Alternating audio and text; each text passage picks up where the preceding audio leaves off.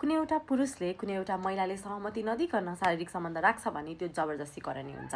त्यसै गरी कुनै एउटा बोयफ्रेन्डले आफ्नो गर्लफ्रेन्डको सहमति बिना नै शारीरिक सम्बन्ध राख्छ भने त्यहाँ पनि जबरजस्ती करनी हुन्छ। कुनै एउटा पुरुषले बालबालिकाको हकमा सहमति लिएरै भए पनि शारीरिक सम्बन्ध राख्छ भने त्यहाँ पनि जबरजस्ती करनी हुन्छ, किनभने बालबालिकाको हकमा कुनै पनि बालबालिकाले सहमति दिन सक्ने नसक्ने भन्ने कुराको उसको मेन्टल स्टेट हुँदैन, मेन्टल डेभलपमेन्ट भइसकेको हुँदैन। त्यसैले बालबालिकाको हकमा एउटा एक्सेप्सन के छ भने उसले सहमति दिँदा पनि त्यो जबरजस्ती करनी हुन्छ, नदिँदा त जबरजस्ती करनी हुने भइ नै हाल्यो।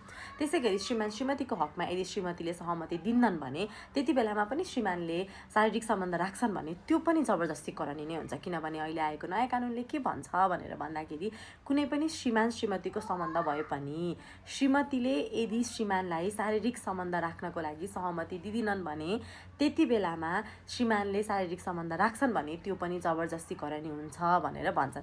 त्यसैले सहमति मन्जुरी भन्ने कुरा एकदमै धेरै इम्पोर्टेन्ट हुन्छ। कसैले पनि सहमति नदिकन शारीरिक सम्बन्ध अर्को व्यक्तिले राख्छ भने त्यसलाई हामीले जबरजस्ती करनी भनेर भन्न सक्छौँ र त्यसलाई कानुनले जबरजस्ती करनी भनेर परिभाषित गरेको पाउन सक्छौँ। So no means no. Thank you.